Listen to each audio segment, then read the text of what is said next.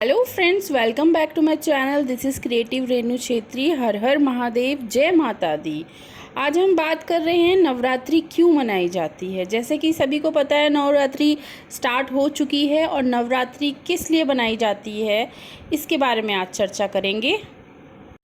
नवरात्र देवी दुर्गा द्वारा राक्षस महिषासुर पर 9 दिनों की लड़ाई के बाद प्राप्त की गई विजयदशमी का उत्सव है। यह बुराई पर अच्छाई की जीत का प्रतीक है और शारीरिक, मानसिक तथा आध्यात्मिक शुद्धिकरण का एक पर्व है। भक्त इन 9 दिनों में देवी दुर्गा के 9 रूपों की पूजा करते हैं और ये पर्व समाज में नारी शक्ति के महत्व को भी दर्शाता है। फ्रेंड्स, इसके मुख्य कारण क्या हैं, चलिए जानते हैं। महिषासुर पर विजय का उत्सव। नवरात्रि देवी दुर्गा द्वारा राक्षस महिषासुर के वध का प्रतीक है, जिसने देवताओं और तीनों लोक की जीत लिया था। यह युद्ध 9 दिनों तक चला और इसी जीत की खुशी में नवरात्रि मनाई जाती है। यह पर्व अच्छाई और बुराई के बीच संघर्ष और प्रतिनिधित्व करता है और ये संदेश देता है कि अंततः अच्छाई की ही जीत होती है। शारीरिक और मानसिक शुद्धि भी होती है। इससे नवरात्रि के दौरान किए गए व्रत, मंत्र जाप और सात्विक आहार से व्यक्ति का शरीर, मन और बुद्धि शुद्ध होती है। यह आंतरिक और बाहरी शुद्धिकरण का अवसर है। फ्रेंड्स, देवी दुर्गा के 9 रूपों की पूजा आखिर क्यों की जाती है। नवरात्रि के 9 दिनों की देवी दुर्गा के 9 अलग अलग स्वरूपों को समर्पित है। भक्त इन रूपों की पूजा करके शक्ति, समृद्धि और बुद्धि का आशीर्वाद प्राप्त करते हैं। सकारात्मक ऊर्जा और जागरण भी मिलता है, जैसे कि यह उत्सव जीवन की ऊर्जा और आध्यात्मिकता को जगाने की प्रेरणा देता है, जिससे भक्त सकारात्मक दिशा में कार्य करने के लिए प्रेरित होते हैं। नारी शक्ति का सम्मान भी पता चलता है इससे। नवरात्रि का पर्व भारतीय संस्कृति और परंपरा का एक हिस्सा है और यह समाज में नारी के महत्व को प्रदर्शित करता है। फ्रेंड्स, नवरात्रि का पर्व देवी दुर्गा के 9 दिव्य स्वरूपों का सम्मान करता है। इस पर्व का प्रत्येक दिन देवी दुर्गा के एक अलग स्वरूप को समर्पित है और इसका एक विशेष अर्थ है। देवी दुर्गा के 9 स्वरूपों की पूजा भक्तगण समृद्धि, शक्ति और बुद्धि का आशीर्वाद पाने से कामना करते हैं। आखिर नवरात्रि का इतिहास क्या था। नवरात्रि का इतिहास ये था कि देवी दुर्गा द्वारा राक्षस महिषासुर पर विजय प्राप्त करने की पौराणिक कथा से जुड़ा है, जो 9 दिनों और 9 रातों तक चला था। इस जीत के उपलक्ष्य में एक ही शक्ति स्वरूपा माँ दुर्गा की 9 रातों तक पूजा की जाती है और तभी से नवरात्रि का पर्व मनाया जाता है। तो फ्रेंड्स, भगवान राम द्वारा रावण वध से पहले देवी दुर्गा की आराधना करना भी नवरात्रि के व्रत से जुड़ी एक अन्य मान्यता है। देवी दुर्गा और महिषासुर की कथा क्या थी। अमर महिषासुर, ब्रह्मा ने महिषासुर को अमरता प्रदान की थी, लेकिन उसकी शर्त ये थी महिषासुर की कि उसका वध केवल एक स्त्री ही कर सकती है। देवताओं का प्रयास, महिषासुर ने देवताओं और मनुष्य को सताना शुरू कर दिया। तब ब्रह्मा, विष्णु और शिव ने मिलकर देवी दुर्गा को उसकी शक्ति के साथ बनाया। लंबी लड़ाई चली। देवी दुर्गा ने सिंह पर सवार होकर महिषासुर को युद्ध के लिए चुनौती दी। 9 दिनों तक चले इस युद्ध के बाद देवी दुर्गा ने महिषासुर का वध किया और विजय का प्रतीक भी माना जाता है। ऐसे ये पर्व बुराई पर अच्छाई की जीत का प्रतीक है और देवी के इस कार्य को याद करने के लिए नवरात्रि मनाई जाती है। भगवान राम और नवरात्रि, अब इसके बारे में जानते हैं। एक अन्य मान्यता के अनुसार नारद मुनि ने भगवान राम से रावण के वध के लिए इस व्रत का अनुष्ठान करने का अनुरोध किया था। इस व्रत को पूर्ण करने के बाद ही राम जी ने लंका पर चढ़ाई करके रावण का वध किया। इसलिए कार्य सिद्धि और विजय प्राप्त के लिए भी नवरात्रि का व्रत किया जाता है। नवरात्रि की अवधि, यह त्यौहार 9 रातों तक का समय है और हिंदू कैलेंडर के अनुसार प्रतिपदा से नवमी तक मनाया जाता है। वर्ष में 4 बार नवरात्रि आते हैं, जिनमें चैत्र और अश्विन शारदीय नवरात्रि प्रमुख है। आखिर नवरात्रि का मुख्य उद्देश्य क्या है। नवरात्रि का मुख्य उद्देश्य देवी दुर्गा द्वारा महिषासुर राक्षस पर विजय के उत्सव के माध्यम से बुराई पर अच्छाई की जीत का स्मरण करना है, साथ ही आत्मबल बढ़ाना मन की शुद्धि करना और शारीरिक व मानसिक ऊर्जा प्राप्त करना भी है। यह एक आंतरिक और आध्यात्मिक यात्रा है जो नकारात्मकता को दूर कर आंतरिक शक्ति को जगाने के सद्गुणों की प्राप्ति का मार्ग प्रदर्शित करती है। और इसके मुख्य उद्देश्य और संदेश क्या हैं? सत्य और धर्म की विजय। नवरात्रि हमें सिखाती है कि अंततः सत्य और धर्म की ही विजय होती है। आंतरिक शक्ति का जागरण। यह पर्व प्रत्येक व्यक्ति के भीतर मौजूद असीम शक्ति को समझने और उसे प्रकट करने का प्रतीक है। शरीर और मन की शुद्धि। व्रत, उपवास और सात्विक भोजन से मन व शरीर की शुद्धि होती है, जिससे मानसिक एकाग्रता बढ़ती है और नकारात्मकता पर भी विजय प्राप्त होती है। इसके माध्यम से व्यक्ति लालसा, देश, दंभ और लोभ जैसी नकारात्मकता प्रवृत्तियों को त्याग कर सकारात्मक गुणों का विकास करता है। ऊर्जा और चेतना की भी प्राप्ति होती है। यह सूक्ष्म ऊर्जा से भरा समय होता है जिसे देवीय शक्ति के रूप में प्राप्त कर अनंत चेतना की ओर बढ़ा जा सकता है। कैसे प्राप्त होता है ये उद्देश्य? देवी दुर्गा की पूजा। 9 दिनों तक देवी दुर्गा के 9 रूपों की आराधना की जाती है जो शक्ति का प्रतीक है। व्रत और सात्विक भोजन। हल्का और सात्विक भोजन जैसे फल, दूध, साबूदाना आदि शरीर को आराम देता है और पाचन तंत्र को ठीक करता है। ध्यान और आत्मचिंतन। यह आंतरिक और ऊपर की यात्रा का समय होता है जिसमें व्यक्ति अपने लक्ष्यों पर ध्यान केंद्रित करता है। संक्षेप में, नवरात्रि न केवल एक धार्मिक उत्सव है बल्कि आंतरिक परिवर्तन और आध्यात्मिक उन्नति का एक प्रमुख महत्वपूर्ण अवसर भी है। नवरात्रि के 9 दिनों के दौरान माँ दुर्गा के 9 अलग अलग स्वरूपों की पूजा की जाती है। मान्यता है कि नवरात्रि के इस 9 पावन दिनों में यदि विशेष 9 रंगों के वस्त्र धारण किए जाते हैं तो माँ दुर्गा का आशीर्वाद भक्तों पर बना रहता है। आइए जानते हैं वे रंग कौन से हैं।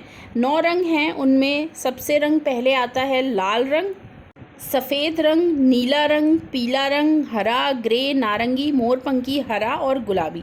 इन रंगों का पालन करने से भक्तों को माता रानी का आशीर्वाद मिलता है और पूजा में शुभता आती है, ऐसा माना जाता है। नवरात्रि में आखिर हमें कलश स्थापना कैसे करना चाहिए? कई लोगों को इसके बारे में नहीं पता होता है, तो इस बारे में भी हम जान लेते हैं, क्योंकि इस वीडियो में हम आपको संपूर्ण विधि बताने जा रहे हैं जो कि पूर्ण नवरात्रि में किस तरीके से की जाती है। नवरात्रि में कलश स्थापना के लिए सबसे पहले आपको पूजा को स्थान को साफ करें, लकड़ी की चौकी पर लाल कपड़ा बिछाएं, फिर मिट्टी, तांबे और पीतल के कलश को गंगाजल और शुद्ध से जल से भरकर उसमें हल्दी की गांठ, सुपारी, सिक्का, लौंग, इलायची डालें। कलश के मुख्य आम के पत्ते लगाएं और मौली बांधकर लाल कपड़े से नारियल में लपेट के कलश स्थापित करें। कलश माँ दुर्गा का प्रतिमा और या तस्वीर के पास स्थापित करें, लेकिन ध्यान रखें कि कलश के नीचे पहले हमें अष्टकमल बनाना है, उसमें कुछ पुष्प रखने हैं, तब जाके हमें कलश उसमें बैठाना है। और सामग्री क्या क्या लगती है इसमें? सामग्री लगती है मिट्टी, तांबा का पीतल या का कलश, यानी कि आप मिट्टी का कलश ले सकते हैं या तांबे का कलश ले सकते हैं या आप पीतल का कलश ले सकते हैं। गंगा जल और शुद्ध जल अवश्य मिलाएं उस कलश में, और नारियल लें। नारियल में आप अपने जो भी तिलक लगाना चाहते हैं, चाहे वो चंदन, लाल चंदन का या पीले चंदन का, पहले तिलक लगाएं। और हल्दी और सुपारी, सिक्का, लौंग और इलायची, आम या अशोक के पत्ते, नारियल, इन सब का प्रमुख यूज़ करना है, इस्तेमाल करना है जब आप कलश स्थापना कर रहे हैं। और एक लाल चुनरी अवश्य होनी चाहिए, लाल कपड़ा। नारियल, लाल कपड़ा या चुनरी मौली कलावा से ज़रूर बांधें, यानी कि आपको कलावा से नारियल को ज़रूर बांधना है या आपको जो कलश है उसको ज़रूर बांधना है कलावा से लाल। अब विधि कैसे है? पवित्र करें, स्नान करें, नए कपड़े पहने और पूजा स्थान की साफ सफाई करें। पूजा स्थल पर गंगाजल छिड़काव करके पवित्र करें। चौकी तैयार करें, एक लकड़ी की चौकी पर लाल रंग का कपड़ा बिछाएं और माँ दुर्गा की प्रतिमा स्थापित करें। कलश तैयार करें, कलश पर मौली लपेटें, स्वास्तिक बनाएं, कलश में गंगाजल और शुद्ध जल भरें। सामग्री डालें। सामग्री क्या क्या डलती है? कलश में हल्दी की गांठ, सुपारी, सिक्का, लौंग, इलायची और अक्षत चावल डालें। पत्ते और नारियल लगाएं। आप अशोक के पत्ते लगाएंगे सबसे पहले कलश के किनारे, और इसमें थोड़ी सी हल्दी भी अगर आपके पास हल्दी की गांठ नहीं है तो आप चुटकी भर हल्दी और चुटकी भर रौली डालेंगे उसमें। ठीक है फ्रेंड्स, 2 लौंग डालेंगे इसमें, जैसे कि मैंने आपको पहले भी बताया है, और इसमें इलायची डालेंगे। बट अगर आपके पास ये कुछ चीज़ें नहीं हैं, एक छोटा सा कपूर भी डाल देंगे। अगर आपके पास इनमें से कुछ चीज़ें नहीं हैं तो आप उसको स्किप भी कर सकते हैं, कोई ज़रूरी नहीं है कि सारी चीज़ें, बट हो सके तो कोशिश करिए कि ये सारी चीज़ें डालिए। और एक इसमें ये जायफल डालेंगे जिसको सुपारी भी बोलते हैं, और साथ में जो लास्ट में हम डालेंगे इसमें जो दुर्वा कई लोगों के पास होती है, कईयों के पास नहीं होती है। और याद रखें, थोड़े अक्षत भी डालेंगे, लेकिन दुर्वा हमें गंदी जगह से नहीं लेनी है। साफ़ सुथरी जगह में अगर दुर्वा उग रखी हो तभी हमें, दुर्वा को घास भी कहते हैं जो उग जाती है, बट ध्यान रखना है ये कौन सी वाली घास है। थोड़े से जौ डालेंगे फ्रेंड्स इसमें, जैसे कि आप देख पा रहे हैं। और इस जल में गंगा जल अवश्य मिलाएं, जिससे कि ये और 1 रुपये का सिक्का डालेंगे। और जब इस कलश की स्थापना पूर्ण होने के बाद में, जब नवरात्रि खत्म हो जाते हैं, तो इस कलश के अंदर जितनी भी चीज़ें निकलेंगी, जैसे कि 1 रुपये का सिक्का और जो भी चीज़, तो आपको उसकी पोटली बना करके अपने धन वाले स्थान में रख लेना है, या मंदिर में रख लीजिए, या फिर आपका कोई अलमारी है उसमें रख सकते हैं आप। तो इस तरीके से करना है। तो पत्ते और नारियल लगाएं, और ध्यान रखें कलश के किनारे जो भी आप पत्तों का इस्तेमाल करेंगे, या तो आप अशोक के पत्ते का इस्तेमाल करेंगे या आप आम के पत्ते का इस्तेमाल करेंगे। इन पत्तों का इस्तेमाल करना है और अवश्य करें, तब जा कर के उसके ऊपर नारियल की स्थापना करेंगे। कलश को चावल की ढेरी या जवारों पर माँ दुर्गे की प्रतिमा के दाहिनी ओर स्थापित करें। दीपक जलाएं, माँ भगवती के सामने घी का दीपक अवश्य जलाएं। आवाहन करें, माँ दुर्गा का ध्यान करें और उनका आवाहन करें। और नवरात्रि में जो हम ज्वारे लगाते हैं, उसके लिए नवरात्रि के पहले दिन एक मिट्टी के पात्र लें, उसे साफ़ करें, उसमें मिट्टी और गोबर की खाद डालकर हल्का गीला करें। जौ के दोनों को भिगा करके खाद डालकर हल्दी गीला हल्का सा गीला करें, और जौ के दोनों को भिगोकर बर्तन में फैलाएं। थोड़ी देर मिट्टी में ढक दें और फिर रोज़ थोड़ा थोड़ा करके पानी का छिड़काव करें। ज्वारा लगाने की विधि, पात्र तैयार करें। एक मिट्टी का पात्र लें, उसे अच्छी तरह से साफ़ कर लें और मिट्टी भरें। पात्र में मिट्टी और गोबर की सूखी खाद डालकर फैला लें। जौ भिगो लें और जौ भिगो करके उसमें लगाएं। सिंचाई करें फिर जिस तरीके से करते हैं, और ज्वारे कलश स्थापना के पास रखें जहाँ पर पूजा स्थल एकदम साफ़ हो। पानी का मात्रा, जौ के पात्र में बहुत ज़्यादा पानी नहीं डालना चाहिए। जौ के दाने अच्छी तरह से जौ के दाने भिगोकर चाहिए। चूहों से बचा कर रखें, नहीं तो आपके ज्वारे उग नहीं पाएंगे। और ध्यान रखें, कलश में जो आप अशोक के पत्ते का इस्तेमाल कर रहे हैं उसमें थोड़ा सा एक एक तिलक लगा देंगे। हो सके तो पीले चंदन और लाल चंदन का लगा दिए, थोड़े अक्षर लगा दीजिए, और उसके बाद फिर आप लगाइए कलश के साइड में। या तो 5 पत्ते लगाइए, या 7 पत्ते लगाइए, या 11 पत्ते लगाइए।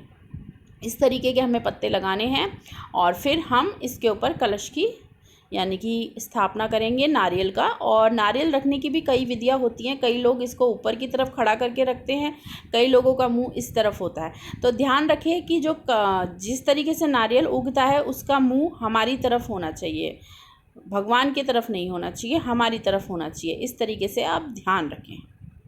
और आखिर कलश स्थापना क्यों की जाती है नवरात्रि में? कलश स्थापना देवी माँ दुर्गा को आमंत्रित करने और शक्ति का स्थापित करने में, घर में सकारात्मक ऊर्जा और सुख संपत्ति लाने के लिए की जाती है। क्योंकि कलश को सभी देवताओं का, देवी देवताओं का वास स्थान और ब्रह्मांड का प्रतीक माना जाता है। कलश स्थापना का धार्मिक महत्व क्या है? कलश स्थापना माँ दुर्गा को अपने घर में विराजमान होने के लिए आमंत्रित करने का एक तरीका है। सकारात्मक ऊर्जा का संचार होता है। कलश को ब्रह्मांड और उसमें मौजूद दिव्य शक्ति का प्रतीक माना जाता है। इसे घर में स्थापित करने से वातावरण शुद्ध होता है और सकारात्मकता ऊर्जा का संचार होता है। सभी देवी देवताओं का वास, मान्यता क्या है कि कलश में सभी प्रमुख देवी देवताओं का वास होता है, जिसमें भगवान विष्णु और शिव ब्रह्मा जी शामिल हैं। कलश स्थापना से देवी देवताओं पूजा के साक्षी बनते हैं, जिससे पूजा का पूर्ण फल प्राप्त होता है। सुख और समृद्धि का भी प्रतीक होता है। कलश को सुख, समृद्धि और मंगल कामनाओं का प्रतीक माना जाता है, इसलिए स्थापना से घर में धन वैभव में वृद्धि होती है। पूजा का शुभारंभ, किसी भी धार्मिक अनुष्ठान, खासकर नवरात्रि जैसे पवित्र पर्वों की शुरुआत कलश स्थापना से होती है। इसके बिना नवरात्रि की पूजा अधूरी मानी जाती है। कलश में रखी जाने वाली कौन कौन सी सामग्री होती है? कलश में पानी भरने के साथ साथ कुछ सामग्रियां भी डाली जाती है, जिसमें शामिल है, जैसे कि मैंने आपको पहले भी बता चुका है, जौ, चावल, अक्षत, सुपारी, पुष्प, आम्रपत्र, आम के पत्ते, रौली, मौली। नारियल को भगवान गणेश का प्रतीक माना जाता है और इस कलश पे ऊपर रखा जाता है इसको। अब हम बात करते हैं माता रानी को सबसे पहले स्नान कैसे कराएंगे। माता रानी को स्नान कराने के लिए सबसे पहले उन्हें गंगा जल से स्नान कराएं, फिर कुमकुम, रौली, फूल, अक्षत, फल, पान का पत्ता, श्रृंगार सामग्री अर्पित करें। लेकिन अगर आपके पास ये सब नहीं है तो आप केवल पंचामृत से भी माता रानी को स्नान करा सकते हैं, जो कि आप देख सकते हैं इस लोटे में मैंने रखा है। इसके बाद धूप और दीप जलाकर माँ की आरती करें और मंत्र जाप करें। गंगा जल से स्नान करा सकते हैं। सबसे पहले देवी के प्रतिमा को शुद्ध जल से या गंगा जल से स्नान कराएं, सामग्री अर्पित करें। इसके बाद देवी को कुमकुम, रौली, सिंदूर और फल, फूल, अक्षत, चावल और पान का पत्ता अर्पित करना चाहिए। देवी के श्रृंगार का पूरा सामान भी चढ़ा सकते हैं। धूप दीप और नैवेद्य, देवी के समक्ष धूप दीप प्रज्वलित करें, उन्हें प्रसन्न का भोग नैवेद्य लगाएं। मंत्र जाप कौन से करने चाहिए हमें? ओम देवी स्कंद माताए नमः, ओम ऐं ह्रीं क्लीं चामुंडाय विच्चे नमः। ये मंत्र नावाण मंत्र है, बहुत ही शक्तिशाली मंत्र है। इस मंत्र के जाप से आपकी सारी नकारात्मक जो भी शक्तियाँ आपके आसपास है वो नष्ट हो जाती हैं। और एक माता रानी का बीज मंत्र है जिसको अवश्य 108 बार करना चाहिए, यानी कि एक माला में 108 दाने होते हैं और उस माला में हमें मंत्र जाप करना है। माता रानी का बीज मंत्र है ओम दूम दुर्गाय नमः। ये मंत्र माता रानी का प्रिय बीज मंत्र है, इसे भी आप जाप कर सकते हैं। आरती और पाठ, अंत में माता रानी की आरती करें और दुर्गा सप्तशती और देवी कवच का पाठ करें। अगर आपके पास ज़्यादा समय है तो आप दुर्गा सप्तशती का पाठ कर सकते हैं, क्योंकि दुर्गा सप्तशती बहुत ही लंबा पाठ होता है। इसके लिए आपको थोड़ा समय चाहिए होता है, तो तभी करें जब आपके पास बहुत अच्छे से समय हो। और कुछ अन्य बातें होती हैं। पूजा के बाद देवी को स्वच्छ कपड़े पहनाएं। पूजा में जूठे, गला सड़ा और बासी फलों का प्रयोग ना करें, ना ही बासी पुष्प का प्रयोग करें। एकदम ताज़े पुष्प होने चाहिए। इसी तरह से की गई माता स्कंद माता और माँ दुर्गा को प्रसन्न करने के लिए सर्वोत्तम तरीका माना जाता है, जिससे सुख, शांति और समृद्धि प्राप्त होती है। माता रानी को स्नान कराना शुद्धिकरण और श्रद्धा देवी की कृपा प्राप्त करने का एक तरीका है, जो भक्त और देवी के बीच संबंध मजबूत करता है। यह एक आध्यात्मिक प्रक्रिया है जिसके दौरान देवी की मूर्ति को शुद्ध और पंचांगन दूध, दही, घी, गौमूत्र, गोबर जैसी पवित्र सामग्रियों से स्नान कराया जाता है। मूर्तियों को स्नान कराने से देवत्व और शुद्धिकरण होता है और वातावरण पवित्र होता है। यह भक्त द्वारा देवी के प्रति श्रद्धा और भक्ति व्यक्त करने का महत्वपूर्ण कार्य है। देवी को स्नान कराने से उनकी कृपा प्राप्त होती है, जिससे भक्तों को मानसिक शांति मिलती है और आध्यात्मिक उन्नति होती है। यह ऊर्जा और शक्ति का प्रतीक माना जाता है, जिससे भक्त अपने सभी दुखों को, कष्टों को दूर हो जाते हैं उनके। 10 विधि स्नान में मूर्ति को 10 अलग अलग सामग्रियों से स्नान कराया जाता है, जिसमें से एक पवित्र प्रक्रिया है जल स्नान, पंचगव्य स्नान और शुद्धिकरण, जिसमें जल से स्नान किया जाता है और पंचगव्य से स्नान कराया जाता है और देवी के प्रति सम्मान और भक्ति को दर्शाता है। यह विधि विशेष रूप से अनुष्ठान, त्योहारों और अभिषेक के दौरान अपनाई जाती है, जिससे भक्त के देवी दुर्गा के दिव्य स्वरूप का अनुभव होता है। अब हम माता रानी का आसन बिछाएंगे। एक लाल कपड़ा आसन बिछाएं, उस पर प्रतिमा या चित्र स्थापित करें। पूजा की शुरुआत गणेश जी के पूजन से करें। माता रानी को गंगा जल से स्नान कराएं, नवीन वस्त्र अर्पित करें और श्रृंगार सामग्री, फल, फूल, रौली, धूप दीप नैवेद्य चढ़ाएं। अंत में मंत्र जाप करें, आरती गाएं और कन्याओं को भोजन कराकर आशीर्वाद प्रदान करें। माता रानी को स्थापित करने के लिए सबसे पहले उनके नीचे चावल के ढेर लगा दीजिए थोड़े से, और थोड़े पुष्प रख दीजिए, तब उनको स्थापित करें। और एक बार अगर आपने माता रानी स्थापित कर दी तो आप उसको बार बार हिलाएं नहीं, एक ही जगह फिक्स रखें। और उसके बाद जब पूरे 9 दिन हो जाते हैं तब आप माता रानी को हिला सकते हैं। पूरा नवरात्रि में पूरी कन्याओं को भोजन वगैरह करवाने के बाद पूरे समाप्त हो जाए जब पूजा, तब आप हिला सकते हैं, उनकी जगह बदल सकते हैं। अदरवाइज़ आप उनकी जगह ना बदलें, एक ही जगह। अब हम उनको माता रानी को लहंगा और चुनरी पहनाएंगे और उसके बाद उनकी पसंदीदा, मेरे हिसाब से लाल चुनरी माता रानी को बहुत ज़्यादा पसंद है और लाल। अब ये सब हम उनको सामग्री अर्पित करेंगे जो उनकी श्रृंगार की है। स्थान का पूजा के लिए ईशान कोण और उत्तर पूर्व दिशा को शुभ माना जाता है। चौकी स्थापित करें। एक चौकी पर लाल रंग का साफ कपड़ा बिछाएं। प्रतिमा चित्र रखना, कपड़े के ऊपर माता रानी दुर्गा का चित्र या प्रतिमा स्थापित करें। वैसे आप माता रानी का श्रृंगार अपने अनुसार, क्षमता आपकी कितनी है आप उस हिसाब से करवा सकते हैं। अगर आपकी ज़्यादा अच्छी क्षमता है तो आप उसी हिसाब से माता रानी का श्रृंगार कर सकते हैं। माता रानी के श्रृंगार में वैसे उन्हें वस्त्र, चुनरी, चूड़ियाँ, बिंदी, सिंदूर, काजल, गजरा और अन्य गहने जैसे मंगलसूत्र, नथ, पायल, बिछिया, झुमके, मांग टीका और कंगन, बावजूद आदि अर्पित कर सकते हैं, जिसमें लाल रंग का विशेष महत्व होता है। श्रृंगार करते समय काले रंग का उपयोग बिल्कुल ना करें। गुलाब या मोगरा जैसे फूलों का उपयोग करें। माता रानी के श्रृंगार की क्या क्या सामग्री होती है वो भी मैं आपको बता देती हूँ। वस्त्र और चुनरी, सबसे पहले उन्हें वस्त्र पहनाएं, फिर लाल रंग की गोटेदार चुनरी ओढ़ाएं। आभूषण में क्या क्या चीज़ें होती हैं, जैसे पहले भी बताया था, चूड़ियाँ कांच की लाल, मंगलसूत्र, नथ, पायल, बिछिया, झुमके, मांग टीका, बाजूबंद और कमरबंद जैसे आभूषण चढ़ाए जाते हैं। सौंदर्य सामग्री में उन्हें माथे पर लाल बिंदी लगाएं और आँखों में काजल लगाएं। और सौंदर्य सामग्री में ये सब चीज़ें हैं। हाथों में मेहंदी, महावर, इत्र लगाएं, ये सब चीज़ें हैं। अगर आपसे हो सकता है तो पूरे 9 दिन तक आप माता रानी को पान के पत्ते पे भोग लगाएं, और अगर आपकी नहीं है तो आप पहले और लास्ट, यानी कि पहले नवरात्रि और लास्ट नवरात्रि पान के पत्ते में भोग लगाइए माता रानी को। इससे माता रानी बहुत ज़्यादा प्रसन्न होती हैं। एक साफ़ और ताज़ा पान का पत्ता लें और उस पर केसर चंदन लगाकर बीज मंत्र लिखकर माता दुर्गा के पैरों के पास अर्पित करें। बीज मंत्र क्या होता है माता रानी का? ओम दुम दुर्गाय नमः। अंत में पान के पत्ते के साथ एक लौंग लगाकर इसे माँ को अर्पित कर सकते हैं। ये भोग मुख्य शुद्धि के लिए लगाया जाता है, यानी कि मुख शुद्धि होती है इससे, और इसे माता रानी के समक्ष अर्पित करने से कार्य सिद्धि होती है। सामग्री: एक पान का पत्ता, केसर चंदन वैकल्पिक, लौंग विकल्प। अब विधि क्या है? पान का पत्ता तैयार करें, एक ताज़ा और साफ का पान का पत्ता लें, केसर चंदन मंत्र लिखें जो कि उनका ओम दुम दुर्गाय नमः बीज मंत्र है। यदि आप चाहें तो पान के पत्ते पर केसर चंदन से माँ दुर्गा का बीज मंत्र भी लिख सकते हैं। लौंग लगाएं। आप पान को लौंग के द्वारा बीड़ा बनाकर अर्पित कर सकते हैं। अर्पित करें। पान के पत्ते को माता दुर्गा की मूर्ति में तस्वीर पैरों में अर्पित करें। पान चढ़ाना मुख्य शुद्धिकरण के लिए महत्वपूर्ण है माना जाता है। इससे कार्यक्षेत्र में आने वाली बाधाएं, यानी कि आपके कार्य में जो भी बाधाएं आ रही हैं वो सारी समाप्त हो जाती हैं अगर आप इस तरीके से उपयोग करते हैं पान के पत्ते का माता रानी को नवरात्रि में। और नौकरी और व्यापार में भी इससे सफलता मिलती है। और कई लोग जब हवन करते हैं माता रानी का, तो उस हवन में भी पान के पत्ते में बताशा और 2 लौंग रख करके उसको मोड़ करके अग्नि में भी प्रज्वलित करके अग्नि में भी भोग दिया जाता है। जिस तरीके से अगर आप उनके समक्ष रखना चाहते हैं समक्ष रख दीजिए, नहीं तो अग्नि में भी आप पान के पत्ते का भोग दे सकते हैं देसी घी के साथ। अब हम बात करते हैं कि माता रानी के नवरात्रि में पूरे 9 दिन माता रानी को किस प्रकार के अलग अलग भोग हमें लगाने चाहिए। नवरात्रि के दौरान 9 देवियों को प्रसन्न करने के लिए हर दिन अलग अलग भोग अर्पित किया जाता है, लेकिन बस मैं एक बात ये कहूँगी, अपनी क्षमता अनुसार करिए। अगर आपकी क्षमता में है तो आप अवश्य भोग लगाइए, अगर आपकी क्षमता में नहीं है तो आप क्षमता अनुसार भी भोग लगा सकते हैं। वैसे माता रानी को प्रसन्न करने के लिए ये भोग लगाए जाते हैं, इसलिए चलिए हम इनकी चर्चाएँ करते हैं।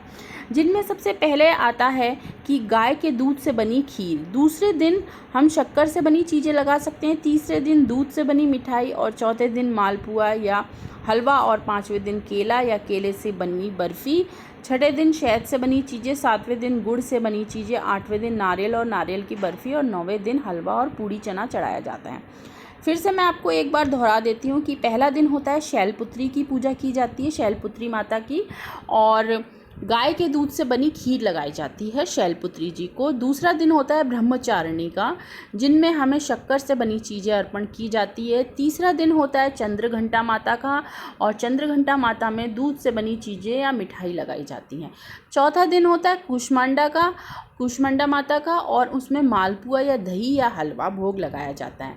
5वां दिन होता है स्कंद माता का, उसमें हम केला या केले से बनी मिठाई लगा सकते हैं। छठा दिन होता है कात्यायनी माता का, और इसमें हम शहद और शहद से बनी खीर होती है उसको अर्पण कर सकते हैं। 7वां दिन होता है कालरात्रि माता का, और गुड़ या गुड़ से बनी चीज़ें हम अर्पित कर सकते हैं। 8वां दिन होता है महागौरी का, और महागौरी माता में हम नारियल या नारियल से बनी मिठाई या 9वां दिन अर्पण कर सकते हैं। और 9वां दिन होता है सिद्धिदात्री का।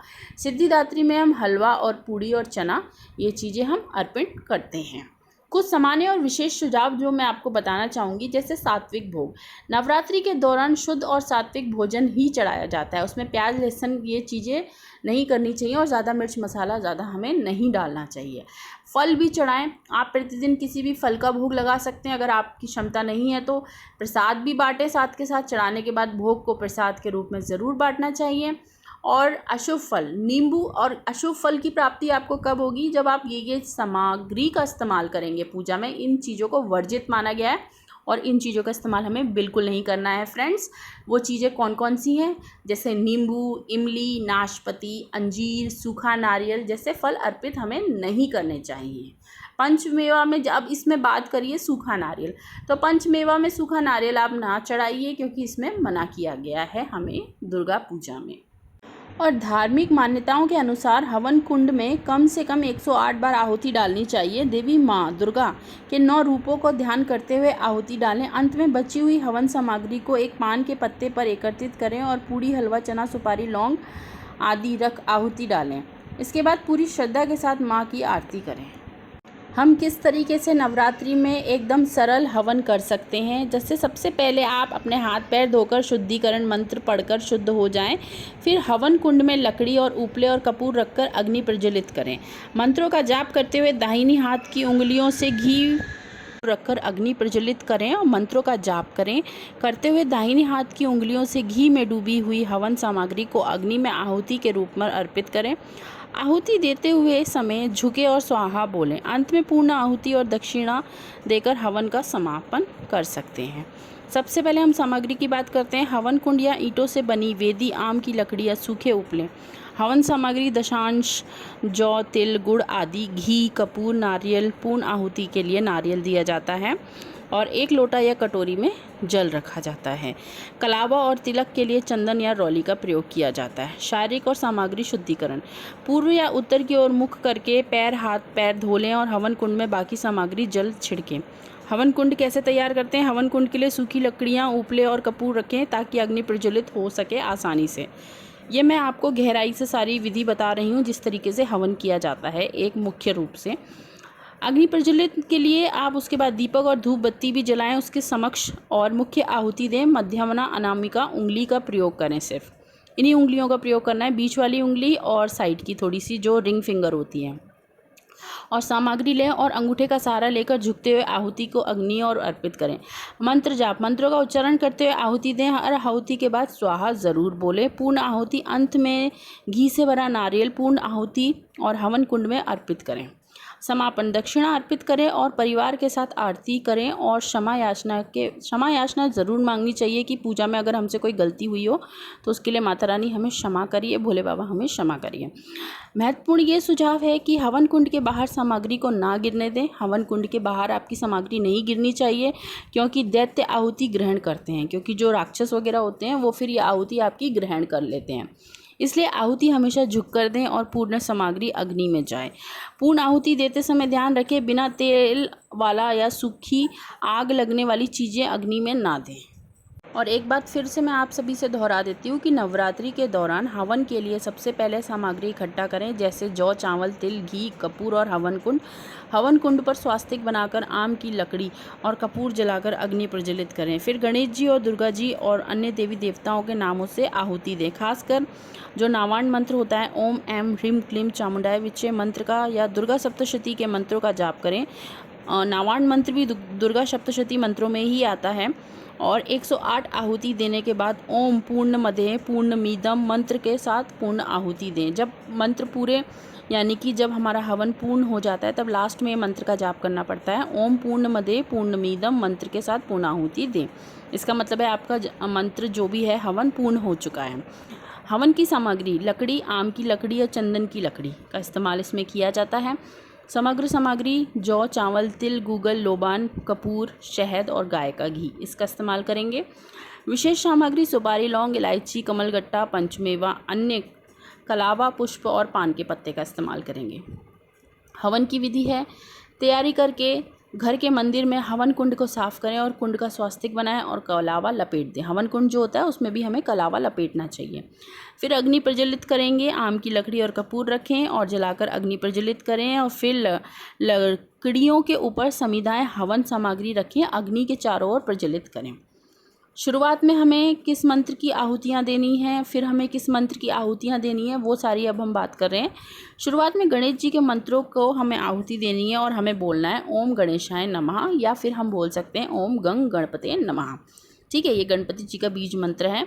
और उसके बाद फिर हम बोलेंगे अग्निदेव को आह्वान करते हुए बोलेंगे ओम आग्नाय नमः, ओम अग्नि देवताय नमः। दोनों में से आप कुछ भी बोल सकते हैं। दुर्गा जी का ध्यान करते हुए ओम दुर्गाय नमः या ओम दुम दुर्गाय नमः स्वाहा। लास्ट में कोई भी मंत्र जाप करना है और आहुति देते हुए स्वाहा ज़रूर बोलना है आपको। फिर हम नवान मंत्र का इस्तेमाल करेंगे, जो कि बहुत पावरफुल मंत्र है, ओम ऐम ह्रीम क्लीम चामुंडाय विच्चे, क्योंकि ये दुर्गा सप्तशती में नवान मंत्र आता है और बहुत ही पावरफुल मंत्र है ये। फिर हम नवग्रह, जो कि हमारी कुंडलियों में नवग्रह होते हैं, उनको शांति के लिए, जिससे हमारे नवग्रह हमको परेशान ना करें। और हर किसी की कुंडली में कोई ना कोई ग्रह दोष तो होता ही है, कोई ना कोई ग्रह तो उसे परेशान करता ही है, इसलिए हम ग्रहों की भी शांति ज़रूर करेंगे, जिससे हमारे जीवन में कोई परेशानी ना आए, क्योंकि ग्रह हमें कोई परेशान ना करें। तो नव ग्रहों के लिए हमें नव दुर्गाओं, कुल देवताओं और स्थान देवताओं के लिए सभी मंत्रों की आहुति देनी पड़ेगी। ओम नवग्रह देवताएं नमः करके आप इतना बोल दीजिए। अगर आप अलग अलग ग्रहों के नाम नहीं लेना चाहते हैं तो एक साथ भी ओम नवग्रह देवताएं नमः करके आहुति आप दे सकते हैं, स्वाहा करके। अब पूर्ण आहुति, अंत में पूर्ण आहुति के लिए नारियल में घी, हम एक जो साबुत नारियल होता है सूखा, उसमें हम घी भरेंगे, सुपारी भरेंगे, लौंग भरेंगे और प्रसाद भरकर ओम पूर्ण मध्य पूर्णमिदम मंत्र ये बोलेंगे। जब हम नारियल की आहुति लास्ट में दे रहे होंगे तो उस समय हमें ये मंत्र बोलना पड़ेगा, ओम पूर्ण मध्य पूर्णमिदम पूर्णात् पूर्णमुदच्यते पूर्णस्य पूर्णमादाय पूर्णमेल विशिष्यते स्वाहा। और हम आहुति दे देंगे नारियल की। मंत्र का जप करते हुए आहुति देनी है। नवग्रह शांति के लिए ओम ब्रह्म मुरारी त्रिपुरा, और नवग्रह शांति के लिए अगर आप चाहते हैं तो ये मंत्र भी जप कर सकते हैं, नहीं तो अगर आपको इतना लंबा मंत्र नहीं जप करना है तो आप शॉर्टकट में ओम नवग्रह देवताएं भी मंत्र जप कर सकते हैं। मैं आपको मंत्र बता देती हूँ, अगर आप ये मंत्र जाप कर सकते हैं नवग्रह शांति के लिए। मंत्र है, ओम ब्रह्मा मुरारी त्रिपुरांतकारी भानु शशि भूमि सुतो बुद्धिश्च गुरुश्च शुक्र शनि राहु केतवे सर्वे ग्रह शांतिकरा भवन्तु स्वाहा। और आप आहुति दे देंगे, जिससे आपके नवग्रह शांत बने रहेंगे। और गुरु मंत्र क्या होता है, ओम गुरु ब्रह्मा गुरु विष्णु गुरु देवा महेश्वरा गुरु साक्षात परम ब्रह्मा तस्मै श्री गुरुवे नमः स्वाहा। एक आहुति हमें इसकी भी देनी है। तो इस तरीके से हमारे पूरे हवन, पूरी जो नवरात्रि में, और आप जो भी आपने कुछ ऐसा माना है जब आप हवन करते हैं, तो इस तरीके से पूर्ण हवन सक्सेसफुल यानी होता है। तो ये थी पूर्ण हवन की जो भी सामग्री इसमें इस्तेमाल होती है, किस तरीके से हवन करते हैं, किस तरीके से मंत्र उच्चारण होता है, वो सारी मैंने आप सभी से शेयर कर दी। नवरात्रि की पूजा पूर्ण होने के बाद हमें नवरात्रि के जो ज्वारे होते हैं उनका क्या करना चाहिए, उस पर हम बात करते हैं। नवरात्रि के बाद ज्वारे को विधि पूर्वक निकाल कर कुछ ज्वारे लाल कपड़े में बांधकर तिजोरी या पर्स में रखने से धन लाभ होता है और घर में बरकत बनी रहती है। बाकी बचे हुए ज्वारों को पवित्र नदी में प्रवाहित कर दिया जाता है या फिर प्रसाद के रूप में परिवार के सभी सदस्यों को बांट दिया जाता है। आप चाहते हो तो इस ज्वारे को अपने बाग बगीचे की मिट्टी में भी डाल सकते हैं। कुछ ज्वारें निकालें नवरात्रि की नवमी या दशमी पर, नवमी जो पड़ेगी उसमें या दशमी पड़े उसमें आप ज्वारें निकालें और लाल कपड़े में बांधें, इन्हें छोटे से कपड़े में बांध लें। तिजोरी में रख सकते हैं, पर्स में रख दीजिए इन ज्वारों को, जिससे कि आपके घर में धन समृद्धि बनी रहेगी। और पवित्र नदी में भी आप प्रवाहित कर सकते हैं इन ज्वारों को नवरात्रि ख़त्म होने के बाद। घर के पौधों में भी डाल सकते हैं, जो पेड़ पौधे लगा रखे हैं उसमें भी। प्रसाद के तौर पर कुछ लोगों को ज्वारों का पानी में उबालकर रस निकालकर परिवार के सभी सदस्यों को प्रसाद के तौर पर भी आप बांट सकते हैं। ज्वारे को ब्रह्मा का स्वरूप और संसार का पहला अनाज माना जाता है। इसे सुख समृद्धि का प्रतीक भी समझा जाता है। दक्षिण दिशा में जौ नहीं बोने चाहिए, क्योंकि इससे यम की दिशा माना जाता है। ज्वारे बोते समय उन्हें वहीं पर स्थापित रहने दें और उन्हें 9 दिन तक हिलाएं नहीं। जिस दिन नवरात्रि ख़त्म हो जाए उस दिन आपने जितनी भी सामग्री अपने पूजा घर में रखी हैं वो सारी चीज़ें एकदम से नहीं हटाएं, ऐसा अशुभ माना जाता है।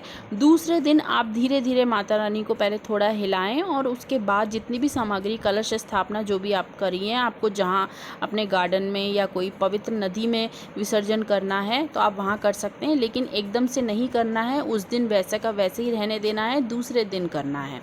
तो ये सब चीज़ें आप ध्यान रखें। मैंने आपको बता चुका है ज्वारे का क्या करना है आपको, और कलश में जो आपने सामग्री डाली है उसमें से कुछ कुछ चीज़ें आप निकाल करके लाल कपड़े में बांध करके अपने तिजोरी में रख सकते हैं। तो इस तरीके से माता रानी यानी कि नवरात्रि का समापन होता है। नवरात्रि में कन्याओं को भोग लगाना यानी कन्याओं को खाना खिलाना ना भूलें और उनको दक्षिणा देना। तो ये थी नवरात्रि की पूरी संपूर्ण विधि जो कि मैंने आप सभी के साथ शेयर करी। आई होप आपको ये वीडियो काफ़ी लंबी हो गई है, अच्छी लगी होगी। अच्छी लगी हो तो जय माता दी बोलना ना भूलें। हर हर महादेव, जय माता दी।